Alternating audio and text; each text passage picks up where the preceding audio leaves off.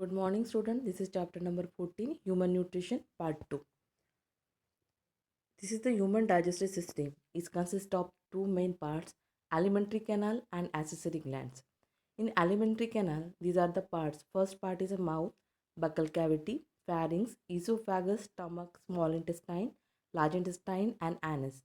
And while that accessory glands, which helps for the digestion, first gland is a salivary gland. It shows this part: parotid gland, sublingual gland, and submandibular gland. Next one is a pancreas. It is the exocrine part, and third one is a liver. Next, salivary gland. It is sublingual gland, submandibular, and parotid. You can see in this diagram the sublingual gland is present in the lower jaw. Behind that there is a submandibular gland, and above there is a cheekbone, which is a parotid gland. The salivary gland have two types of secretory cells, serous cells and mucous cells. Serous cell produces a watery fluid containing enzymes like salivary amylase or ptyalin, and mucous cell produces mucus. It binds the food, make it slippery so that it can be easily swollen. After that, next one is the liver. This is the largest gland of the body. It is a red brownish color, weighing about 1.5 kg in adults and located on the right side just below the diaphragm. It is made up of two lobes, large one and smaller. It produces the bile juice which gets stored in a small bag-like structure, and it is called as a gallbladder. You can see in this diagram there is a green color small structure below the large lobe, right liver. And what are the functions of this liver? Liver secretes bile, which emulsifies fats and makes the food alkaline. It stores excessive glucose in the form of glycogen, which is used during the starvation period.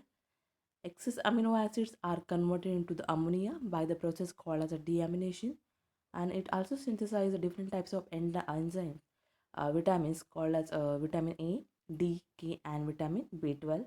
And blood proteins like prothrombin and fibrinogen are formed in the liver. It also produces red blood cells during the early development, thus working as a hematopoietic organ. And it has a special type of cells called as Kupffer cells, which digest the old RBCs.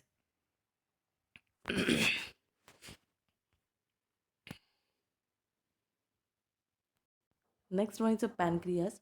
It is a leaf-shaped gland lying in the gap between the duodenum and the stomach. It is mixed gland because it acts as an exocrine as well as endocrine in function. Now, what is exocrine function? Its secretion is carried by the duct, while the other part is a endocrine. That is, secretion is directly poured into the bloodstream. You can see in this diagram there is a leaf-like structure below the stomach, and it is nothing but the pancreas. Histology of gastrointestinal tract.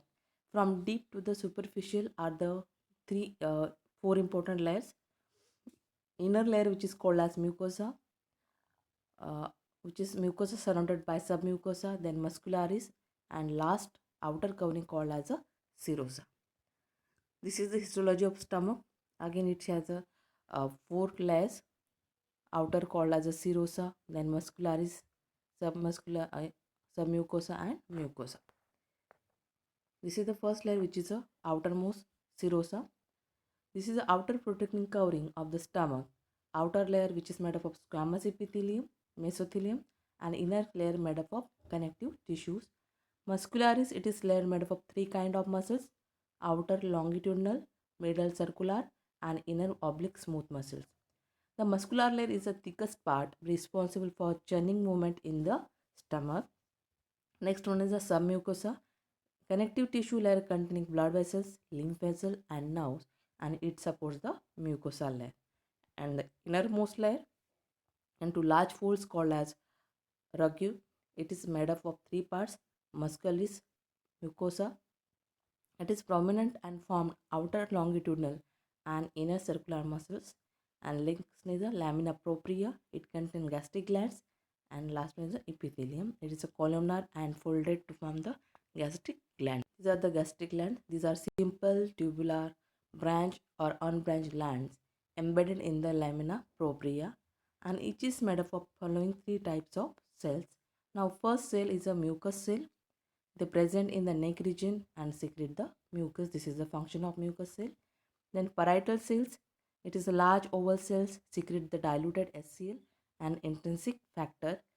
and it is necessary for absorption of vitamin B12. And if there is a deficiency of vitamin B12 leads to the pernicious anemia. Then chip cells, which is also called as peptic cells, they are pyramid shaped, present deep in the base of the gland and secrete the enzyme which is called a pepsinogen. Histology of small intestine. These are the circular pores with microvilli, villi, and this villi and microvilli increase the surface area of the small intestine for digestion and absorption. It is also showing these four layers: outer serosa, then muscularis, submucosa, and mucosa. This is the enlarged diagram with the different types of cells and with number of microvilli for the absorption. Next one is a liver. You can see in this diagram there is a larger right lobe of the liver and left lobe of the liver, and this green color portion which is called as a bile gallbladder, which has a bile duct. This is the histology of liver. It has a special type of Kupffer cells, then hepatocytes, sinusoids, and a green colored duct which is called as a bile duct. Next one is the histology of pancreas. It mixed gland. It acts as an exocrine as well as endocrine part. It is made up of pancreatic lobules called as acini. They are flask shaped and formed of a single layer of large granular pyramid shaped cells, and these cells secrete the pancreatic juice, and this juice is alkaline in nature with pH of 8.8. About a liter of pancreatic juice is secreted each day. Now, what are the endocrine parts? It is made up of a group of cells present in the connective tissue between the axini. They are also called as islet of Langerhans. Alpha, it is called as A or alpha cells that secrete the glucagon, and B or beta cells called as B cells that secrete the insulin. It is very important to control the sugar level. Both these hormones together control the blood sugar level, and delta cells secrete the somatostatin hormone, which decreases the glucagon and insulin secretion. Physiology of digestion. It has a physical changes and chemical changes. Now, in physical changes, what will happen? Breaking up of the food into smaller fine particles by mastication, churning, and peristaltic movement. In chemical changes, the chemical changes are brought about by the action of different enzymes, and the food eaten is insoluble and it cannot become a part of our body. The food undergoes many physical and chemical changes so that it convert into the simple soluble absorbable form, and this absorbed into the mucosa cells of the alimentary canal and then diffuse into the blood capillaries. This is the physiology of digestion. Next one is the digestion in buccal cavity. When mastication will break down the food into smaller particles, after that tongue mix the food with the saliva secrete from the salivary glands, and these are the enzymes which is the ptyalin and lysozymes are present. What is the function of this ptyalin? It converts starch into the maltose, and lysosomes, which is antibacterial, it prevents the infection. The bolus is formed, is then pushed into the esophagus by the action of the tongue. The tongue present against the palate and pushes the bolus into the pharynx, and this is called as swallowing or deglutition. Food is swallowed too quickly for all the starch to be reduced to maltose.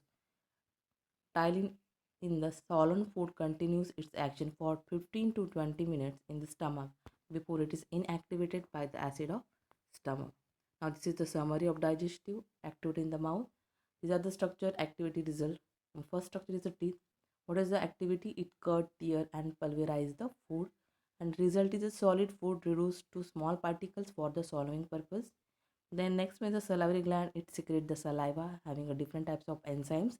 The lining of mouth and pharynx moisten and lubricate. Saliva soften, moisten, dissolve food and cleanses the mouth and teeth. Salivary amylase splits starch into the smaller fragments. Digestion in the stomach.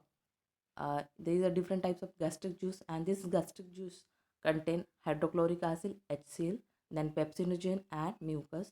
Now this HCl, what is the function? It stops the action of salivary amylase, provide the acidic medium with pH 1.8, and required to convert inactive pepsinogen to the active proteolytic enzyme which is called as pepsin. This is the main function. It also kills the germs that may enter along with the food It helps the soften the food. Next one is the pepsinogen. It is converted into the pepsin with the help of HCl. Also, this protein is converted into the peptones and proteases with the help of this pepsin. Next one is the mucus. Mucus and bicarbonates form a protective layer on the mucosa of the stomach to prevent the action of HCl. Next one is the renin. It is a proteolytic enzyme found in the gastric juice of infants. What is the main function? Which helps in the digestion of milk protein. And after digestion in the stomach, food is converted into a semi-solid mass called as a chyme. Acidic chyme travels in the duodenum through the pyloric sphincter. Digestion in small intestine. These are the bile, pancreatic juice, intestinal juice are mixed food in the duodenum and formation of chyme takes place. Next secretion is bile. Bile is a helps neutralize acidic chyme. Bile juice is yellowish green liquid. It's made up of water, cholesterol, bile salts, bile pigment and phospholipids, but no enzymes. This bile salts brings about the emulsification of the fat, that is breaking down of the fats into very small micelles, and biles also activate the lipases. Now pigment, bilirubin and biliverdin are produced as a result of breakdown of hemoglobin, and they give color to the fecal matter. Now these are the pancreatic juice. It consists of different enzymes, amylase, lipase and nucleases. In amylase, which acts on the starch to form the disaccharide maltose, lipase with the help of bile converts lipid into the fatty acid and glycerol. Then nucleases, it in the pancreatic juice acts on a nucleic acid to form the nucleotides and nucleosides. This is the again an active pancreatic juice, inactive trypsinogen and chemotrypsinogen. This inactive trypsinogen is converted to the trypsin by the enterokinase from the intestinal juice, and this is the trypsinogen. Then formation of trypsin. Then this is the protein peptones, proteases, again polypeptide. Then trypsin acts as a chemotrypsinogen, converted to the chemotrypsin active form. These are the pancreatic juice. Next one is the intestinal juice. It's formed in succus entericus, then secretion of goblet cells by the mucus. Mucus is secreted, then secretion of brush border cells, disaccharide, dipeptides, lipases, and nucleosides. These are the some reactions. This enterokinase converts trypsinogen to the trypsin and chemotrypsinogen to the chemotrypsin, as I mentioned above. And that maltose acts on the maltose to get the to form the glucose. When maltase, this is the enzyme, act on the maltose and formation of glucose takes place. Then sucrase acts on the sucrose and formation of glucose plus fructose. Then lactase enzyme act on the lactose, formation of glucose, galactose. Then dipeptide days, its form act on the dipeptides, formation of amino acids. Then emulsified fats, reaction of the lipase enzyme, formation of fatty acid and glycerol. And last, which is the nucleotides and nucleosides, are converted into the nitrogen base in the presence of nucleosidase enzymes. This is the buccal cavity.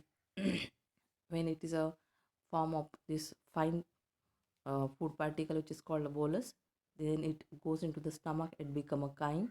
Then it goes in the small intestine, it become a chyle into the large intestine. And next lecture we will see about the absorption and nutritional disorder. Thank you.